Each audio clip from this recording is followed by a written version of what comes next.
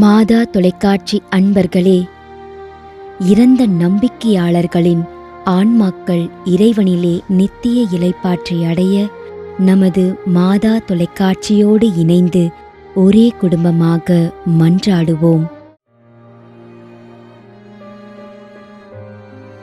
Sahayadas.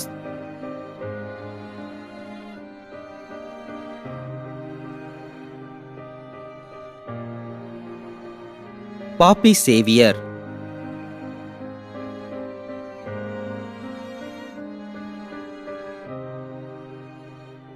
K. Rayappan 27ஆம் ஆண்டு நினைவஞ்சலி.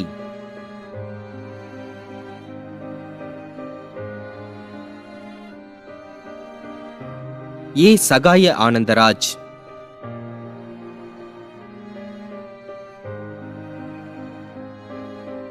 R. Savarinathan, SD Irudayamary, Kandikuppam, Krishnagiri.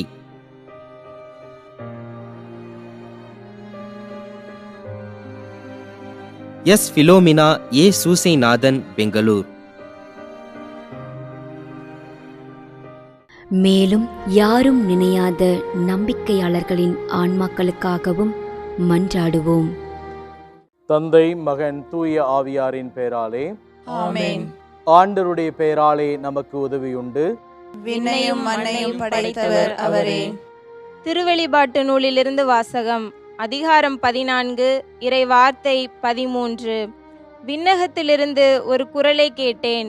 இது முதல் ஆண்டவரோடு இணைந்த நிலையில் இறப்போர் பேறு பெற்றோர் என எழுது என்று அது ஒலித்தது. அதற்கு தூய ஆவியார், ஆம், அவர்கள் தங்கள் உழைப்பிலிருந்து ஓய்வு பெறுவார்கள், ஏனெனில் அவர்களின் செயல்கள் அவர்களை பின்தொடரும் என்று கூறினார். ஆண்டவரின் அருள்வாக்கு. இறைவனுக்கு நன்றி.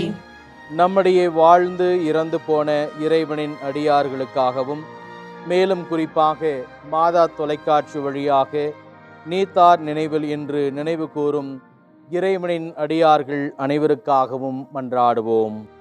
விண்ணுலகில் இருக்கின்ற எங்கள் தந்தையே, உமது பெயர் தூயது என போற்ற பெறுக. உமது ஆட்சி வருக.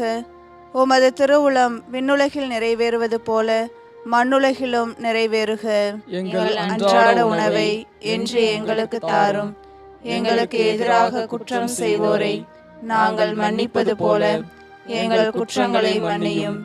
எங்களை சோதனைக்கு உட்படுத்தாதேயும், தீமையிலிருந்து எங்களை விடுவித்தருளும். ஆமென். மன்றாடுவோமாக. இறைவா, இரக்கம் காட்டுவதும் மன்னிப்பு அளிப்பதும் உமது இயல்பு.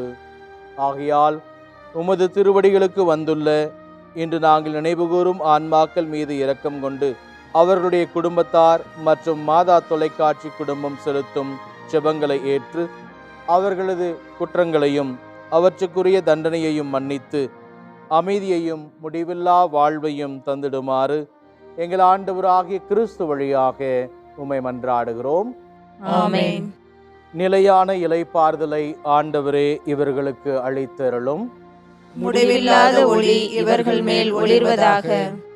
இறந்த நம்பிக்கையாளர்களின் ஆன்மாக்கள் இறைவனின் இரக்கத்தினால் அமைதியில் இளைப்பாறுவனவாக. ஆமென்.